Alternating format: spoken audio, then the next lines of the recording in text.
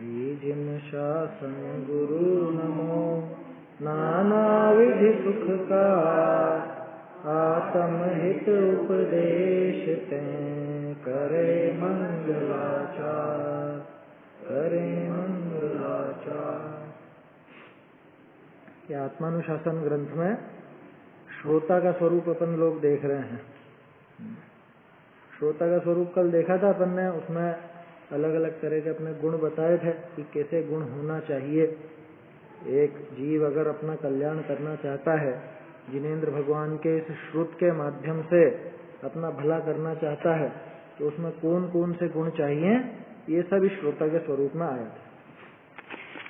और इसमें भी अपन ने सबसे खास चीज जो थी ना, दो बातें सबसे ज्यादा बढ़िया लगती हैं। सबसे पहली बात तो उसको ये विचार चले कि मेरा भला किसमें है, मेरा बुरा किसमें है। और आखिर में जो बात आई थी कि वो हठ छोड़ करके शास्त्र का अभ्यास करे, हठ नहीं रखे कि मेरी मान्यता से विपरीत बात आ रही है तो मैं उसको मानूं ही नहीं, इस तरह की प्रवृत्ति ना हो। अपनी प्रवृत्ति बिल्कुल सुधारने जैसी होनी चाहिए। अपने को पता चले कि अरे इतने वर्षों तक अपन ये गलत मानते थे, चलो आज से छोड़ो। इतनी कोमलता, इतनी नरमाई उसके हृदय में आवे तो वो बात गले उतरेगी, नहीं तो नहीं उतरेगी। इसके बाद और बढ़िया बात आई थी, क्या प्रेरणा दी थी ना, किसकी प्रेरणा दी थी? धर्म उपार्जन की, धर्म कमाने की प्रेरणा दी, पुण्य कमाने की नहीं। क्या? धर्म कमाने की। धन की तो बात ही दूर, हमारे यहाँ तो पुण्य कमाने की भी प्रेरणा नहीं देते। क्यों? क्योंकि पुण्य कमाने जाएगा अलग से तो पुण्य नहीं आने वाला, और उससे होता भी नहीं है कुछ। क्या होगा? पुण्य से थोड़े समय की अनुकूल सामग्री मिल जाएगी, लेकिन अगर सम्यक दर्शन प्राप्त नहीं किया, अगर अपना कल्याण नहीं किया, मोक्ष का साधन नहीं किया, तो फिर वही खुरपा और उजाली वही चलेगा। फिर खुरपा और उजाली आलोचना किसमें आता है? अपने सामयिक पाठ में आता है ना। खुरपा और उजाली का मतलब है एकेंद्रीय हो जाएगा। खुरपे से क्या करते हैं? जैसे घास खोदते हैं खुरपे से, खुरपा देखा? खुरपा ऐसे खोदने में काम आता है, मिट्टी को खोदने में या घास वास उखाड़ने में काम आता है। शोवल तो बड़ा होता है, खुरपा छोटा सा होता है, छोटा सा खुरपा रहता है, हाथ से करते हैं। और जाली होती है जैसे केरी वगैरह तोड़ने में, वो जाली काम में। तो कहने का अर्थ है कि एकेंद्रीय हो जाओगे। खुरपा और जाली का मतलब ये है। बहुत से लोग अब गाते तो हैं लेकिन मालूम ही नहीं है, तो ऐसे जिज्ञासा होनी चाहिए, भाई क्या अपन पढ़ रहे हैं, उसका अर्थ क्या है। फिर वही खुरपा और उजाली का क्या मतलब कि घूम फिर के वापस से एकेंद्रीय में पहुंच जाओ, निगोदिया बन जाओ। है समझ में? केरी वगैरह तोड़ते हैं ना, वो जाली में ही तो तोड़ते हैं। जो लंबे पेड़ रहते हैं, बड़े पेड़ों के फल जाली में ही झेले जाते हैं। और जो ये क्या बोलते हैं घास फूस है, उसको खुरपे से हटाया जाता है। तो एकेंद्रीय बनना क्या? देखो, जीव के वैसे भी मुख्य रूप से दो ही ठिकाने हैं। कौन कौन से? निगोद या मोक्ष, दो ही ठिकाने हैं वास्तव में। तो ये मनुष्य वगैरह की ये सब तो जरा सी देर के हैं, कितना समय मिलेगा? अनंत अनंत काल तो या तो निगोद में बीतता है, और अगर मोक्ष चला जाए तो मोक्ष में बीतता है।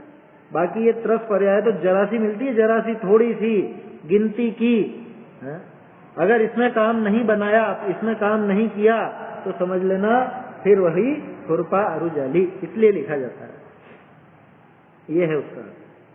ठीक है, तो खैर अपनी तो बात क्या चल रही थी कि भाई पाप से दुख होता है और धर्म से सुख होता है। देखो यहाँ ये नहीं लिखा पुण्य से सुख होता है, जबकि लौकिक में तो ये बात कह दी जाती है पुण्य से सुख और पाप से दुख। अपने ऐसा नहीं है, अपने तो पाप से दुख और धर्म से सुख है। समझ में?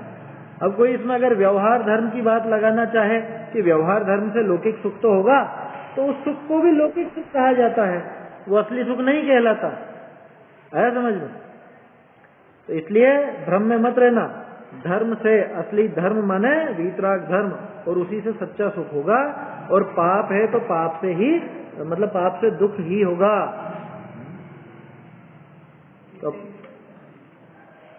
है ना, और है ना ये, तो क्या करना ये सब जान करके कि जब जान लिया कि पाप से दुख होता है, धर्म से सुख होता है, तो क्या करना चाहिए? छोड़ देना चाहिए, है ना। पाप छोड़ो और धर्म में लगो, यही प्रेरणा दी थी। तस्माद् विहाय पापम चरतु सुखार्थी सदा धर्मम चरतु। आया समझ में? जैसे आज तुझे एकदम से पता चला कि अरे इसमें दोष है, तो छोड़ दे, ये अच्छी बात है। पता चला कि भाई ये चीज तो ये द्विदल कहलाएगी, या इसमें दोष रहेगा, इसमें पाप लगेगा, अब इसको समझ में छोड़ दे सकता। ऐसी बुद्धि होनी चाहिए, बिल्कुल कोमल के हाथों हाथ अपने को मालूम चला इसमें दोष है, दूर। तो मतलब जो लोग वो लाठी की पिटाई देती है, मतलब उसमें अगर अपन बादाम नहीं डालेंगे तो वो कैसे वो हाँ तो नहीं होती वो, है ना। खैर वो तो एक उदाहरण की बात है, लेकिन ये समझना कहीं पे कुछ ऐसी दोषपूर्ण वस्तु दिखे या अपने जिसमें पाप बढ़ता है उसको दूर से ही छोड़ने का प्रयास करना, है ना। अरे अभी बहुत कुछ है अपने जीवन में, अपन लोग यूं ही फालतू में संतुष्ट होकर के बैठ जाते हैं, अरे बढ़िया बढ़िया सब बढ़िया चल रहा है, हम तो बहुत अच्छा है हमारा जीवन, तो क्या खूब संतुष्ट हो जाते हैं अपन। अरे छने बिन छने का ही विवेक नहीं है अभी तो। क्या अपने घरों में क्या पूरा छना काम में आता है पानी? ये अपने को विचार करना चाहिए।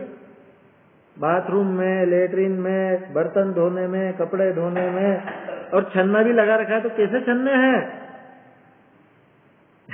ये चीजें ख्याल में खुलती नहीं है। मुझे यहीं पे आश्चर्य होता है कई बार, मतलब अपने यहाँ लगी रहती है, मतलब विचार करना चाहिए अपने को, अपन देख रेख करने वाले हैं तो ये जिम्मेदारी बनती है अपनी। केर नहीं रखी भाई, कहने से थोड़ा हो, तो अपने को थोड़ा जोर देना चाहिए उस बारे में। आखिरकार अगर अपन अधिकारी हैं, भाई जीवाणी करे ना कायदे से।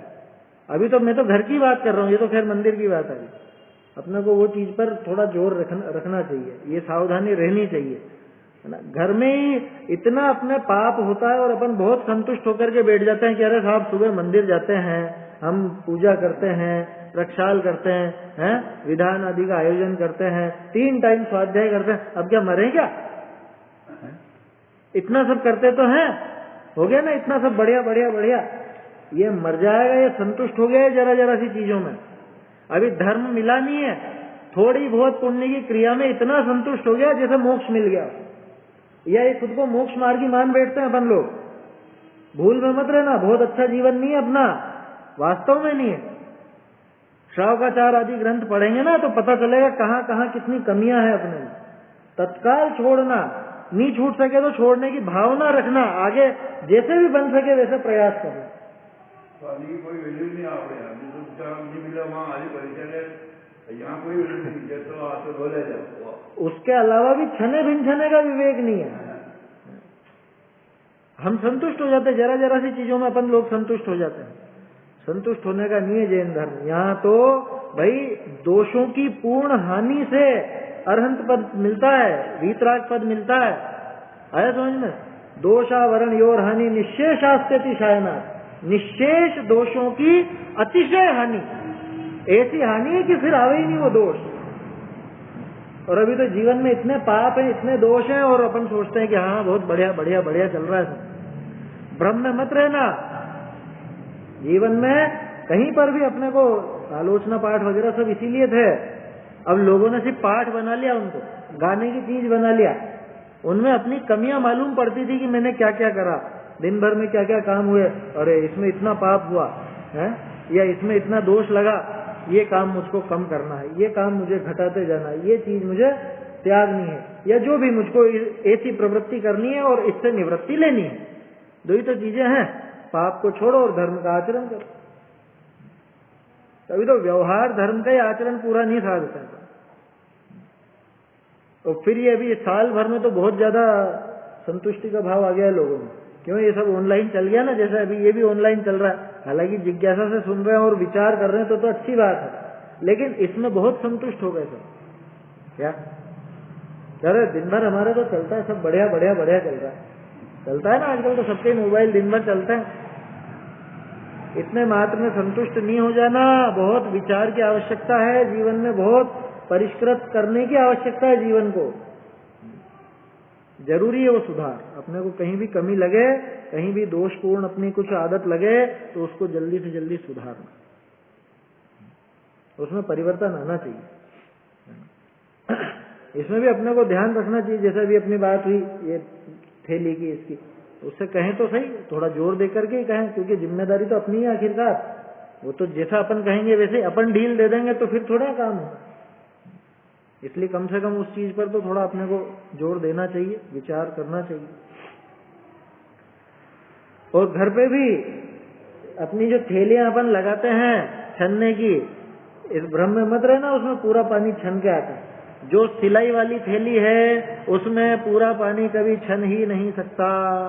सिलाई के जो छेद हैं वहां से बिना छना निकलता है, क्योंकि सिलाई का जो धागा है वो कोई वो उसमें जज्ब नहीं हो जाता, वो छेद बन चुका है वहां, आया समझ में। तो वो तो कायदे से तो वो छन्ना जो रहता है ना, वो पूरा बड़ा छन्ना वही होना चाहिए, उससे ही काम में लेना चाहिए। कि अरे बहुत टाइम लगता है, तो अब टाइम देख लो या धर्म के मतलब थोड़ा बहुत वो क्रिया देख लो, और क्या। ये तो अपनी व्यवस्था अपने को बनानी पड़ेगी अपने जीवन में। जो नए नए साधन आते जा रहे हैं जितने ज्यादा, बहुत भयंकर पाप वाले साधन है।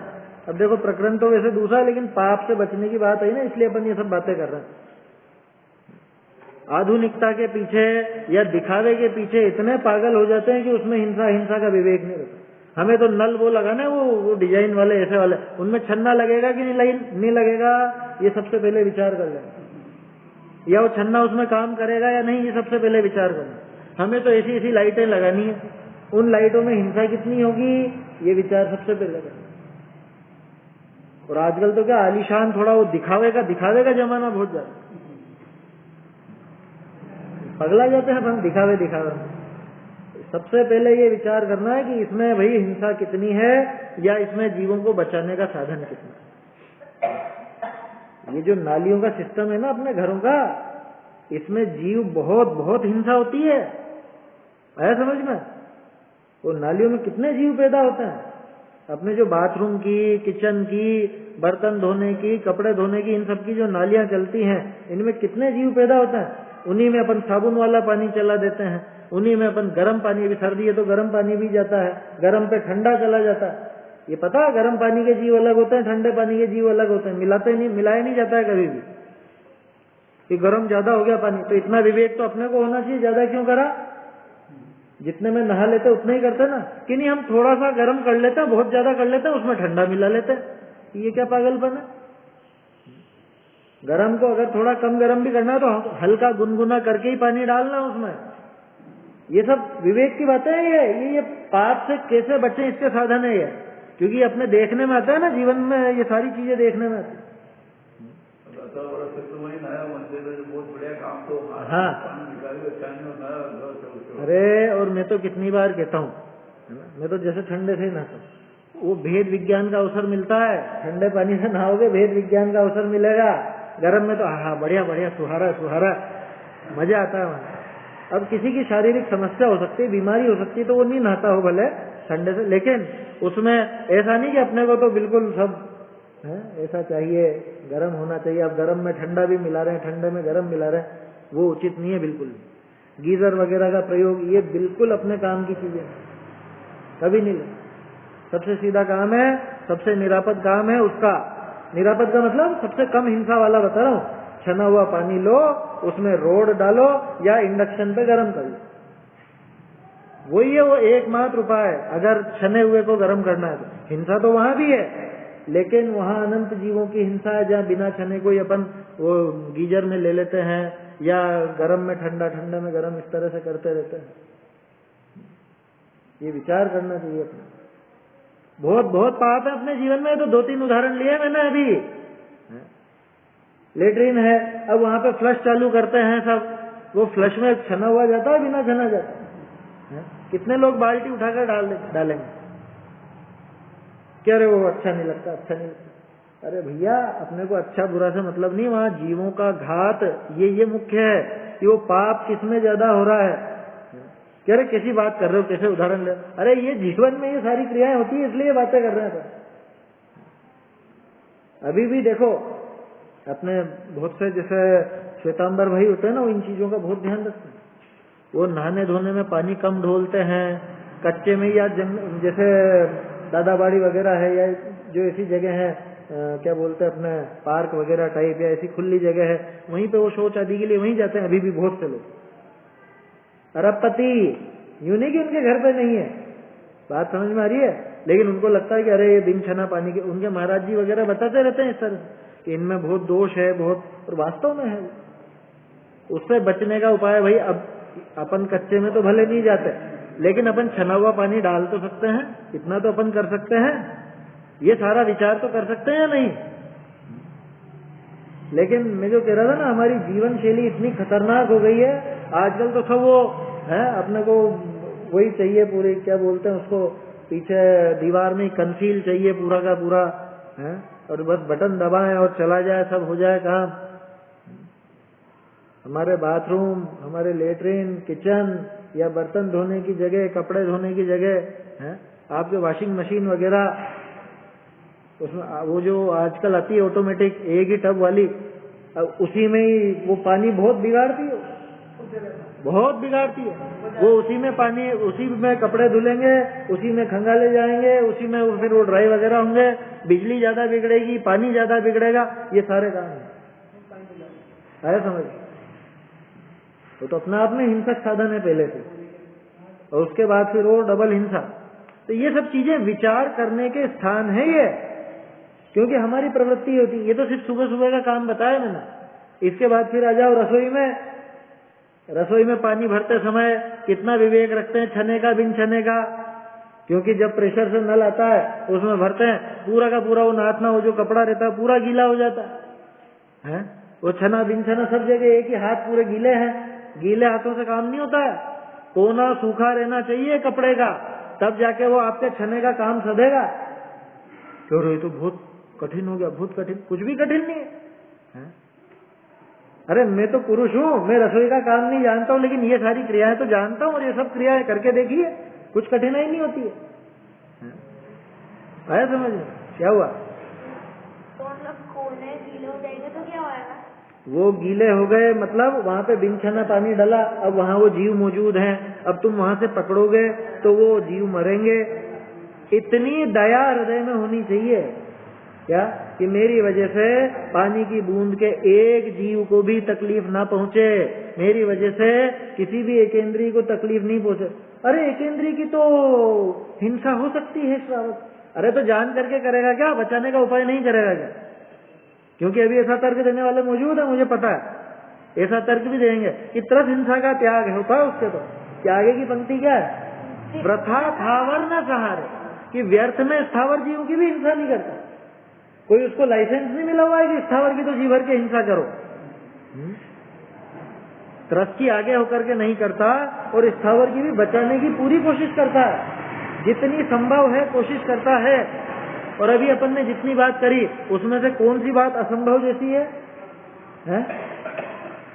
दृष्टि आगे होकर नहीं करता, त्रस्त की तो हिंसा करेगा ही नहीं वो, सोच करके कि भाई जिसमें त्रस्त जीवों का घात हो रहा हो, ऐसे काम को तो दूर से ही छोड़ेगा। तो आप तो कह रहे हो कि आगे होकर नहीं करता। हाँ, जान करके नहीं करता, आगे होकर मतलब जान करके नहीं करता, बुद्धिपूर्वक नहीं करता। आया समझ में? स्थावर में तो बुद्धिपूर्वक भी हो जाती है, लेकिन उसको भी घटाने का उपाय करता। स्थावर में बुद्धिपूर्वक कैसे होती है?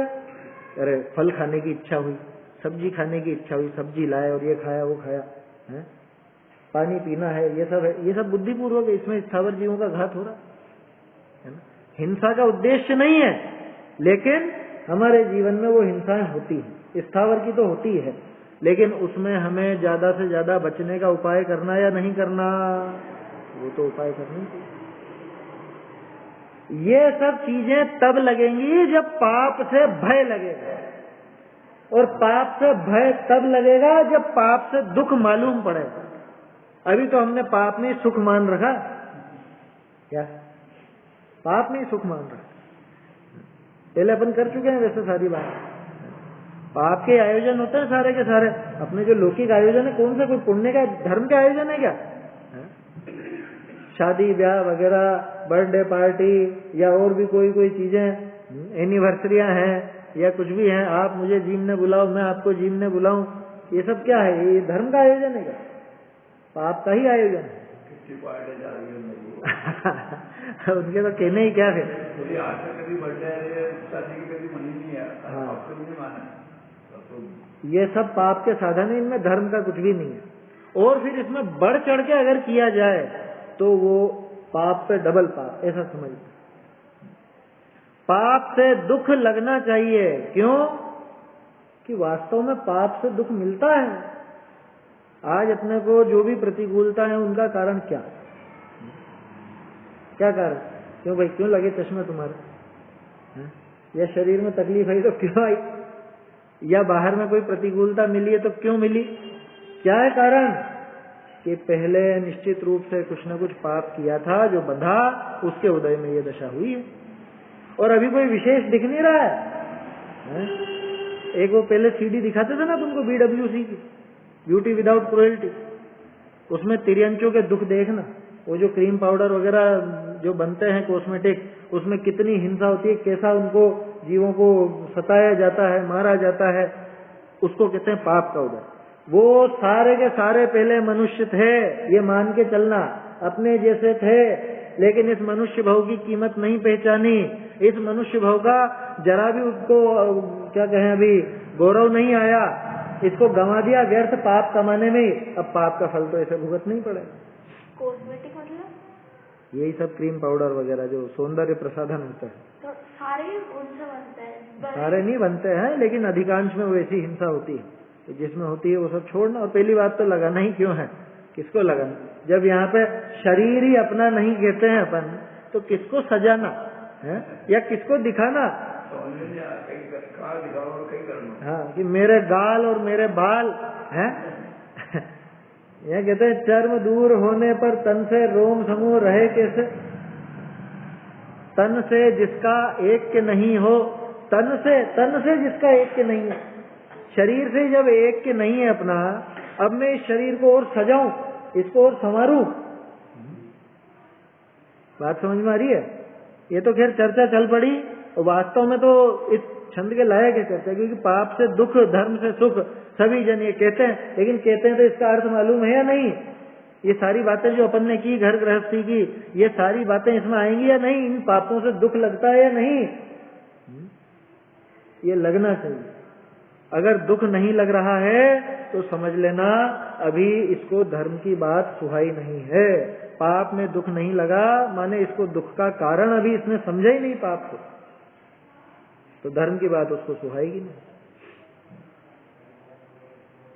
कितना बढ़िया उपदेश है। तस्माद विहाय पापम चरतु सुखार्थी सदा सदा धर्मम। इसलिए पाप को छोड़ के जो सुखार्थी है, सुखार्थी माने सुख चाहने वाला, जिसको सुख का ही एकमात्र प्रयोजन है, कि वो तो सभी जीवों का है। अरे सभी जीवों को है, लेकिन सभी जीवों ने सुख का स्वरूप पहचाना क्या? या तो ये बात करना छोड़ दो कि इसी में सुख है, और या फिर अगर ये बात करते हो कि इसमें सुख है तो इसमें लगो। या तो ये बात करना छोड़ दो, हाँ साहब पाप से दुख होता है, और अगर पाप से दुख मानते हो तो पाप छोड़ो। सीधा सा तो तर्क है। आग कैसी, अच्छी की बुरी? आग लग जाए कैसी है? कि अरे आग लग जाए तो नुकसान हो जाए। अभी वहां पूछो, उधर वहां बाढ़ आ गई, बाढ़ कैसी है? कि बाढ़ तो बहुत खतरनाक होती है, घर टूट जाते हैं, लोग बाग बह जाते हैं, मर जाते हैं। तो बाढ़ से फिर भागना कि देखने जाना? ये हमारी स्थिति है। जहां बाढ़ आ रही है हम वो देखने जा रहे हैं। कहाँ देखने जा रहे हैं? ये पाप। जब पाप, ये बाढ़ समझो, आया समझ में? कि जैसे बाढ़ विनाशकारी है, ये जानने के बाद कौन देखने जाएगा उसे? जो जाएगा वो मूर्ख कहलाएगा। ऐसे ही पाप दुख का कारण है, ये जानने के बाद कोई अगर पाप करे तो क्या कहेंगे उसे? कि मूर्ख है, ये बाढ़ में मरने जा रहा है। समझ में ही बात? हाँ, हर साल आती है, बारिश के टाइम पे खबर आती है, वहाँ फोटोग्राफी करने जाते हैं, पानी देखने चले, वहीं रह जाते हैं पानी में। देखो है ना, छंद तो पढ़ लिया था अपन ने, अर्थ भी पढ़ लिया था कल इसका, लेकिन इस पे थोड़ा विचार आया तो इसलिए चर्चा कर ली। क्योंकि छंद सरल है लेकिन उसका भाव बहुत गंभीर है, बहुत गंभीर। ये भाव हृदय में उतरे तो कल्याण हो जाए। कितना सीधा सरल उपदेश दिया है आचार्य ने। तस्माद विहाय पापम चरतु सुखार्थी सदा धर्मम, कि सदा धर्म मार्ग में आचरण करो रे भैया, है पाप को छोड़ो। क्यों? क्योंकि पाप से दुख होगा। और पाप कहाँ कहाँ है, इसके छोटे से उदाहरण अपन ने लिए, अपने जो घर गृहस्थी के काम थे वो सारे उदाहरण है ना। भोजन आदि में इसमें भी विचार चलना चाहिए, क्या अपने खाने लायक है, क्या खाने लायक नहीं है। अरे किसी चीज को खाने से नहीं खाने से अपन मर नहीं जाते, और वो अभक्ष्य है तो तत्काल छोड़ दे। कोई चीजें होती है ना, बहुत सारी चीजें ऐसी होती हैं अभक्ष्य की श्रेणी में आती हैं, और साल में एक आध बार कुल खाते नहीं है, लेकिन नहीं साहब हम तो नहीं छोड़ना, नहीं छोड़ना। घर वाले भी उपदेश नहीं देते, कह रहे अभी नहीं छोड़ना कहते हैं घर वाले अभी तो खा ले। होते हैं भाई, आगे बढ़ाने वाले परिवारजन बहुत कम मिलेंगे, क्योंकि माओं को पिताओं को है अपने बच्चों से बहुत वो रहता है, अरे सब खा, ये भी खा, ये भी खा, ये भी खा, ऐसा रहता है। ये मोह है, ये मोह की महिमा है। ये इस मोह के चक्कर में नहीं आना चाहिए। क्या तीर्थंकर आए क्या चक्कर में? उनको जम्बू स्वामी आए, जम्बू स्वामी की कहानी पढ़ी है? शादी करी थी ना उनकी, 4 शादियां कर दी थी ना। क्यों कर दी थी? हाँ, ये यहीं रुक जाए। लेकिन उसमें एक बहुत बढ़िया पंक्ति है, कौन सी? कि रागियों का राग ज्ञानियों के वैराग्य को नहीं पलट सकता, लेकिन ज्ञानियों का वैराग्य रागियों के राग को भी समाप्त कर देता है। सच बात है। तो अपने को प्रेरणा लेनी चाहिए इन सब चीजों से। और वास्तव में कुछ होता जाता नहीं है, ये आप त्याग कर दोगे तो भी कोई महान काम कर दिया ऐसा मत समझ लेना, क्योंकि भूल तो वही हो जाती है ना। संतुष्ट हो जाता है जरा से, थोड़े बहुत पुण्य की क्रिया करके संतुष्ट हो जाता है कि हम बहुत अच्छा आचरण वाले। अरे किसका आचरण कर रहा है, कोरी शरीर की क्रियाएं हैं वो। अरे ये क्या, वो पूरी बात ही पलट गई। उनसे कुछ भी नहीं होता, कि हाँ कुछ भी नहीं होता। क्यों? कि उनमें अटक करके असली जो अपना धर्म है ना, उसको मत भूल जाना। आत्म स्वभाव को पहचानने की कोशिश करना, उसमें लीन होने की कोशिश करना। असली धर्म तो वो है। अब उसके साथ साथ ये बाहर की चीजें हो जाती है, और बाहर की चीजें वो क्रिया करने के लिए नहीं है, बल्कि उस आकुलता से बचने के लिए है। क्यों? क्योंकि जितने उन साधनों में हम उलझेंगे उतने ही आकुल व्याकुल होंगे, उतने ही दुखी होंगे। तो जितनी भी पाप की क्रियाएं हैं वो सब आकुलता की जननी है, आकुलता पैदा करने वाली है, और आकुलता माने दुख होता है। आया समझ में? तो ऐसा है। तो असल में सिर्फ पवित्रता जगाने के लिए है वो बातें, उनमें धर्म नहीं है कुछ भी। तुम छना पानी पियोगे, उसमें कोई धर्म नहीं है।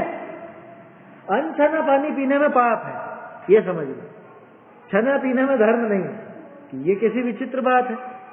अनछना पीने में पाप है और छना पीने में धर्म नहीं है, क्या नहीं है?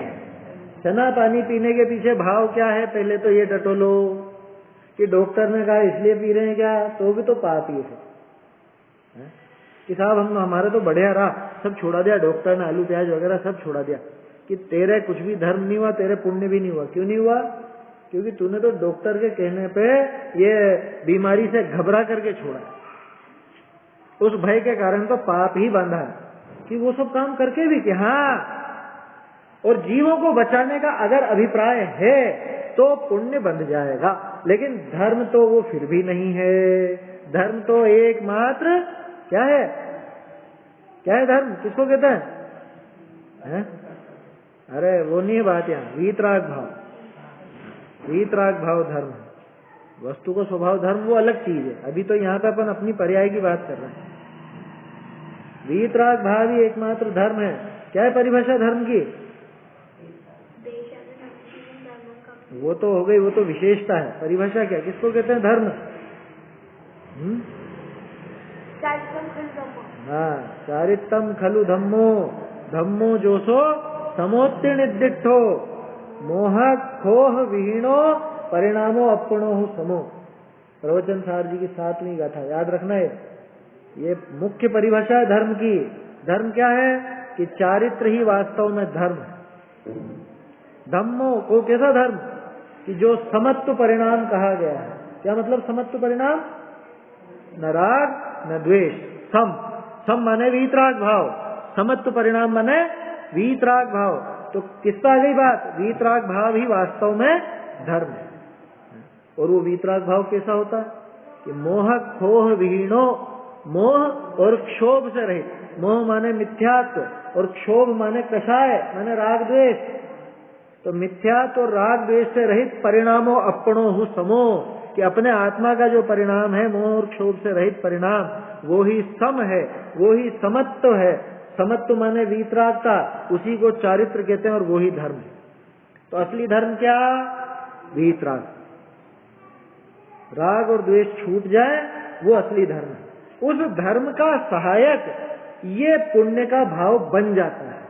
कैसे बन जाता है? क्योंकि हमने उस चीज का राग छोड़ दिया है ना। अपने को पता चला कि ये वस्तु अभक्ष्य है, इसको खाने से पाप लगता है। और पाप लगता है ये मुख्य बात नहीं है। मुख्य बात है कि उसमें जीवों का घात होता है। मुख्य बात है कि उसमें राग द्वेष पैदा होता है ना।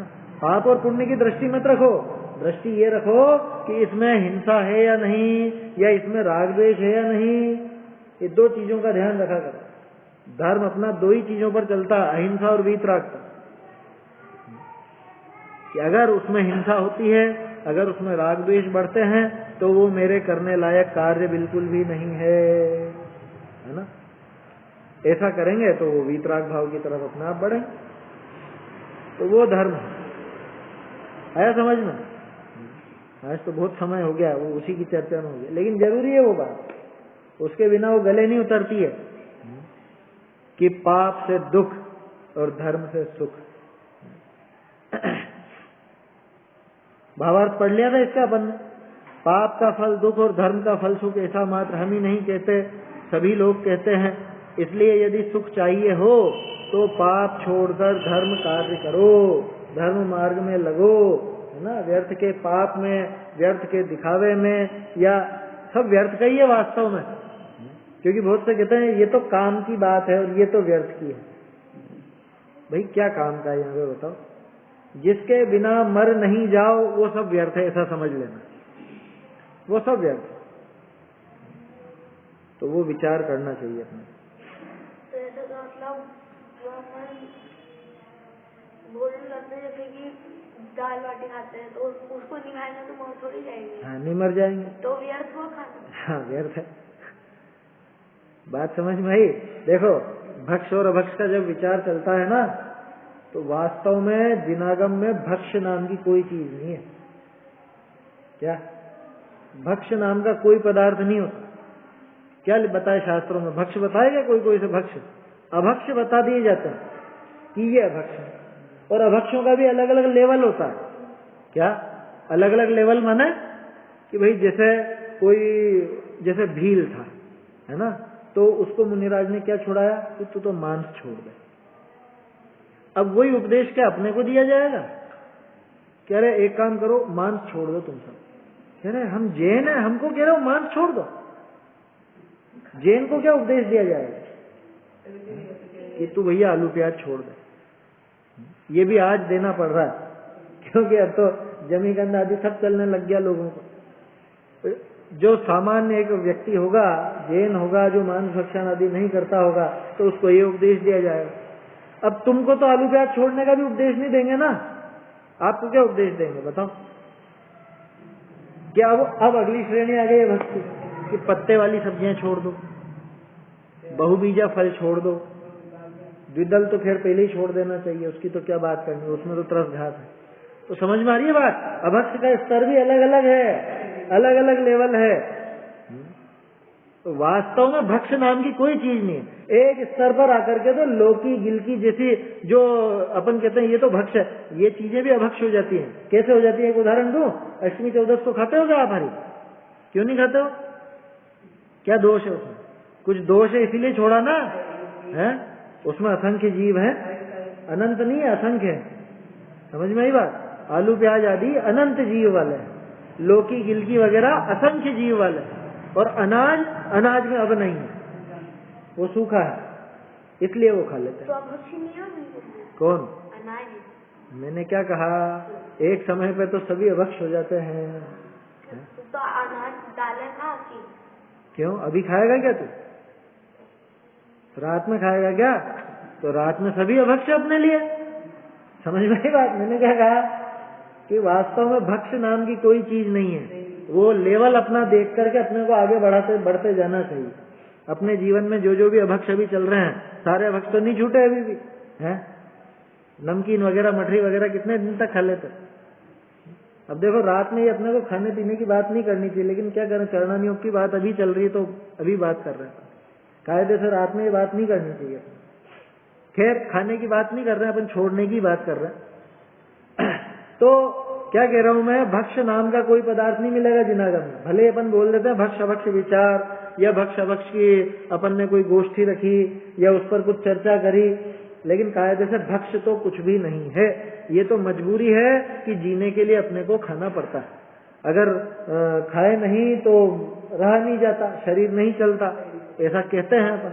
निमित्त निमित्तिक संबंध है वास्तव में। चलना होता है तो अपना आप ही चलता है। महामुनि राजों का इतने दिन तक उपवास होता है तो भी चलता है। भोग भूमि के जीवों का 3-3 दिन में वो हरड़ जितना खाएंगे तो भी वो शरीर बना रहेगा, स्वस्थ, अपने से बढ़िया। अरहंत भगवान के 9 कर्मों का अपने आप आहार होता है, 9 कर्म वर्गणाएं आती हैं, उन्हीं से शरीर टिकता है, उनके कोई कवलाहार होता ही नहीं। तो वो भी मतलब देव द्वारा सेट किया जाता है कि नहीं, वो उनके पुण्य से अपने आप वो वर्गणाएं आती हैं, वो शरीर बनता, मतलब टिका रहता है, बना रहता है, उसमें कोई कमी नहीं आती। उनके सर्वांग सुंदर और बलयुक्त शरीर रहता है। और वास्तव में शरीर किससे टिकता है बताओ, किससे बनता है? वो तो कर्म, वो जो आहार वर्गणाएं हैं, उन आहार वर्गणाओं से ही तो बनता है। हम सोचते हैं कि खाना खाने से बल आता है, खाना खाने से शक्ति मिलती है, या समझ लो शरीर बनता है। झूठ है बात। कैसे झूठ है कि एक रोटी खाता हूँ साहब, फिर भी देखो तोंद फूलती जा रही। नहीं देखेंगे ऐसे लोग कि 1-2 रोटी खाते हैं और फिर भी मोटे हुए जा रहे हैं, और कोई 5-5 रोटी खाए, 4-4 बार खाए दिन में, और फिर भी दुबला का दुबला। क्यों भाई? आया समझ में? तो कोई बहुत खाए फिर भी दुबला, और कोई कम खाए तो भी मोटा। बोलो कैसे? वो तो अपने नाम कर्म के अनुसार, और वो जो आहार वर्गणाएं हैं उस हिसाब से वो शरीर टिकता है। और पहले आए हैं ऐसे उल्लेख भी आए हैं अखबारों में। वो 22-23 साल तक वो न्यूजीलैंड में कोई महिला पानी के अलावा कुछ लिया ही नहीं उसने जिंदगी में। और इधर कहाँ का, आसाम या उस साइड का आया था ना थोड़ा 2-1 साल पहले, उसने जिंदगी में कुछ, मतलब कितने साल का था वो, 20-1 साल का था। उसके बाद पूरे जीवन भर कुछ नहीं लिया, न खाया न पिया, जिंदा बढ़िया, उनका शरीर वैसे ही बन गया। क्यों नहीं हो सकता? बता तो रहा हूं मैं, हुआ जो। इसलिए वो सब चीजें संभाल के रखनी चाहिए। है अपने पास अखबारों की कटिंग है वैसी भी। तो कुल मिला के वो शरीर किससे चला? भोजन से। भोजन से जीवन नहीं चलता। भोजन से जीवन चलता हो, खाते खाते लोग कैसे मर गए हैं? खाने की टेबल पे मर जाते हैं, आता है ना कई बार। तो भोजन से जीवन नहीं चलता है कभी। जीवन का मतलब ये शरीर बात कर रहे हैं अपन। जीवन तो हमेशा रहता है जीव के पास, जीव कभी मरता नहीं। लेकिन जो अपन लौकिक बात कर रहे हैं अभी कि जीवन किससे चलता है, माने शरीर किससे चलता है, कि शरीर खाने पीने से चलता है, कि झूठ है बात। खाने पीने से चले तो कोई मरे ही नहीं, क्योंकि सभी जने खाते हैं खाना। वो कुपोषण से मौत हुई वो वाली बात छोड़ देना, वो नेताओं के जो बातें रहती है कि वहां पे कुपोषण से या उनको खाने को नहीं मिला तो हो गई, वो वाली बात नहीं कर रहे हैं अभी अपन। बात समझ में आ रही है? कठिन नहीं है, बिल्कुल सीधी है, लेकिन इस पर विचार होना चाहिए। तो ये विचार करा अपन ने, और कुछ नहीं करा। बात बिल्कुल सीधी, एकदम सरल गाथा है, बिल्कुल सरल छंद है, लेकिन ये विचार होना चाहिए। एक एक क्रिया अपनी विचार करो, सुबह से रात तक जो भी काम अपन करते हैं उसमें कौन सी क्रिया में कितना पाप होता है, कौन सी क्रिया कि कहां से अपन वो पाप में कटौती कर सकते हैं, इतना विचार तो कर सकते हैं कि नहीं। महिलाएं घर चलाती है ना, तो उनको पता है किस चीज में कितना, अपना रुपए कितने बच रहे हैं, किसमें कितना खर्चा करना है, कैसे क्या करना है, पूरा बजट लेकर के चलती है कि नहीं महिलाएं भी अपना अपना। पहले तो यही होता था, आजकल तो सब मिक्स हो गया काम।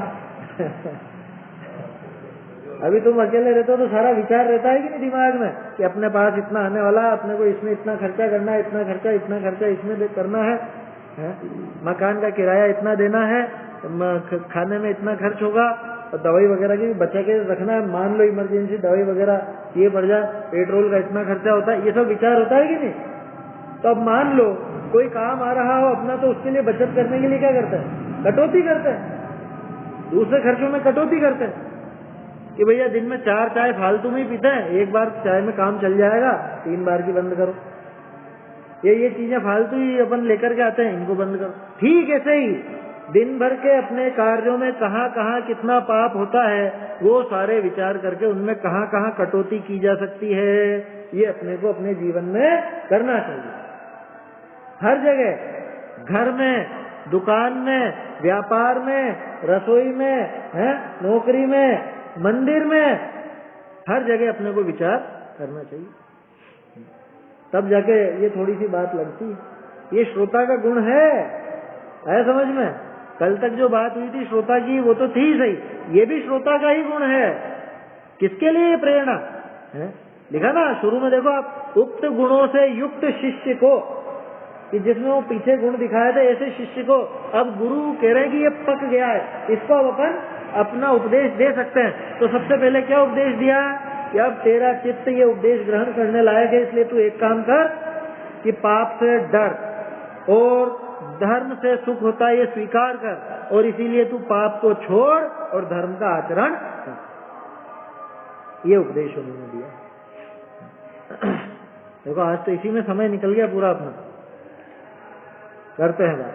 खैर ये चर्चा ही है, और क्या है, ये समझने के लिए पढ़ रहे हैं अपन, नहीं तो सिर्फ रीडिंग लगानी है तो खटाखट 1 महीने में पूरी पुस्तक हो जाए, उसमें क्या बड़ी बात है। धर्म कार्य करो, आगे कहे हैं। अब वो धर्म कार्य किसके आधार से होता है? विशेष सुख की प्राप्ति का अर्थ हुआ धर्म को अंगीकार करता सर्व ही जीव हैं, ते विचार करी कोई आप्त जो यथार्थ उपदेश देता, सो अपना आश्रय करना। जाते हैं सुख की प्राप्ति का मूल कारण आप्त है, सोई कहे। क्या कह रहे हैं कि सभी जीव विशेष सुख की प्राप्ति के लिए धर्म को अंगीकार करते। अरे पूरी दुनिया में जिसने जहां भी धर्म समझ रखा हो, वो क्यों करता है वो काम? अरे इससे सुख होगा, इससे सुख होगा, यही मान्यता है। हालांकि उनकी सुख की परिभाषा भी दूसरी और उनके वो धर्म की परिभाषा भी दूसरी। कोई 1.25 रुपए चढ़ा के सुखी होना चाहता है, कोई तरह तरह का क्रियाकांड करके सुखी होना चाहता है, कोई कुछ करके सुखी होना चाहता है ना। विधियां सबकी वो अलग अलग हैं और गलत भी हैं, सारी की सारी वो गलत हो, लेकिन धर्म से सुख चाहते हैं सभी। ये तो बात पक्की है ना। अब उनकी नजर में धर्म क्या और सुख क्या वो अलग बात है, उसकी मीमांसा नहीं कर रहे। लेकिन विशेष सुख की प्राप्ति का अर्थ हुआ धर्म को अंगीकार करता सर्व ही जीव है। तो सारे ही जीव विशेष सुख की प्राप्ति के लिए, सामान्य तो जो हो गया तो हो गया, लेकिन भगवान की कृपा चाहिए क्या? अभी भगवान की कृपा के लिए तरह तरह की क्रियाएं करते हैं। सर्व ही जीवित ही विचार करी कोई आप्त जो यथार्थ उपदेश देता, सो अपना आश्रय करना, है ना। अरे हाँ, वो आप्त का आश्रय ही आएगा, वो इसमें हस्तलिखित करने वाले ने थोड़ा गड़बड़ लिखी। ऐसा विचार करके भाई पता चल गया धर्म से सुख होता है, तो अब मैं क्या करूं बताओ? कि मैं धर्म प्राप्त करूं। धर्म कौन बताएगा? कि धर्म को बताने वाला कोई प्रामाणिक व्यक्ति होना चाहिए, है समझ में? हर कोई नहीं, आप्त चाहिए। आप्त, आप्त किसको कहते हैं? आप्त किसका नाम? ये तो आप्त का लक्षण है। आप्त कहते किसको है? आप्त कहते हैं प्रामाणिक पुरुष को। आप्त शब्द का अर्थ होता है प्रामाणिक पुरुष। अब अपन ने प्रामाणिक पुरुष का लक्षण बनाया है वीतरागता और सर्वज्ञ, है समझ में? तो आप्त सीधे सीधे शब्दों में कहूं तो आप्त माने भगवान, आप्त माने अरहंत देव, केवली भगवान, सीधे शब्दों में कह। तो वो हमारे तो केवली भगवान आप्त हैं, वो प्रामाणिक पुरुष हैं, वो गलत नहीं कहेंगे, हम उनसे धर्म सुनेंगे, उन्होंने जो धर्म कहा है हम वो स्वीकार करेंगे। अभी तो लोगों को भगवान के बारे में पता नहीं क्या क्या मान्यता है, और कितनी बार जाते हैं ना वहां पे, अब जैसे आज ही गए शमशान गए है ना, अब वहां पे क्या कहेंगे, परम पिता परमेश्वर अपने श्री चरणों में स्थान दे, बोलने वाला भी जैन, जिसके लिए बोला जा रहा है वो भी जैन, और जिसको ये तक नहीं मालूम कि परम पिता परमेश्वर कौन और चरणों में स्थान देने वाला कौन और कौन सा चरणों में स्थान मिलता है, कुछ नहीं पता। तो सबसे पहले आप्त का स्वरूप समझना आया समझ में, सबसे पहला कर्तव्य, सबसे पहला कर्तव्य आप्त का स्वरूप सबसे पहले समझना। क्योंकि किसके दर्शन कर रहे हो, नहीं तो किसकी जय बोल रहे हो, नमो अरहंताणम, कौन है अरहंत, जय जिनेन्द्र, कौन है जिनेन्द्र। अरहंत का स्वरूप मालूम ना हो, जिनेन्द्र का स्वरूप नहीं मालूम हो, तो वो नमो अरहंताणम बोले कि नमो ग्रहस्थानम बोले, क्या फर्क पड़ने वाला है? देखते हो, देखो अब क्या करें, खाली रहते हैं ना तो दिमाग में वो सब बातें चलती रहती, विचार चलता रहता है। अब देखे कोई कोई लोग नमो अरहंताणम को बिल्ला बना रखा है, वो पहन रखा है, अब उससे पूछ लो आप कि भैया तूने क्यों पहन रखा है, क्या लिखा है, अरहंत का स्वरूप क्या होता है, कुछ बता तो सही हमको, तूने पहना है तो। उसके दिमाग में तो बस ये कि हाँ ये इससे भला होगा, भला होगा। ऐसा कभी नहीं पहनना, अभिनय होता महान अभिनय। क्या नमोकार मंत्र का ब्रेसलेट बना ले वे, या उसका वो क्या बोलते हैं वो लच्छे टाइप आते हैं ना, बीड्स पे लिखे रहते हैं, और वो पहन ले वे, ऐसा काम कभी नहीं करता। क्योंकि अपन सब जगह जाते हैं, वहाँ नमोकार मंत्र को सभी जगह लेकर के घूमोगे, पंचपरमेष्ठी का नाम है, अभिनय होता है। अच्छा, वो लोग बाग इतने होशियार हो गए हैं, अब ये तर्क देने लग गए, कह रहे उनको देख के हमको याद आ जाती कभी, हमें बहुत पता है तुम्हें कितनी याद आती है। उनका कभी स्वरूप समझने की कोशिश नहीं की, या उन्होंने जो उपदेश दिया वो कभी अपनाने की कोशिश नहीं की, और कहता है कि हमको याद आ जाती है देख कर। तुझे मंदिर में तो याद नहीं आती कभी उनकी। हाँ, वो भी है कि हम उनको मानते हैं लेकिन उनकी बात को नहीं मानते।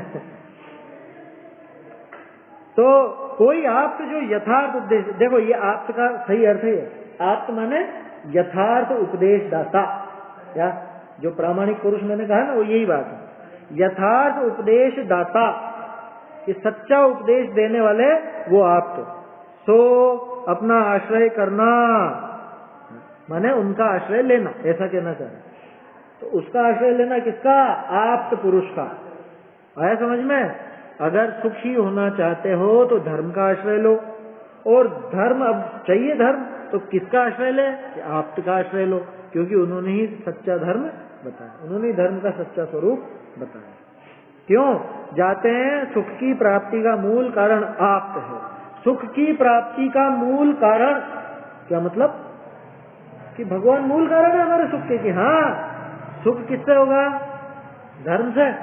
धर्म कौन बताएगा, शास्त्रों में आया, ये सब आएगा, इस छंद में आएगा, इसलिए अभी उसकी क्या पूरी डिटेल करूं, है ना। शॉर्ट में बता देता हूं कि भाई आप्त ने जो उपदेश दिया उस उपदेश को पाकर के ही हम सच्चे सुख को प्राप्त कर सकते हैं। इसलिए हमारे सुख के मूल कारण कौन है, आप्त, जिनेन्द्र, अरहंत, इसलिए हम उनको नमस्कार करते हैं। आया समझ में, क्यों करते हैं नमस्कार, क्यों बोलते हैं जय जिनेन्द्र, या क्यों बोलते हैं नमो अरहंताणम, क्योंकि ये आप्त है, इनकी वजह से हमको वो सच्चे सुख का मार्ग प्राप्त होता है।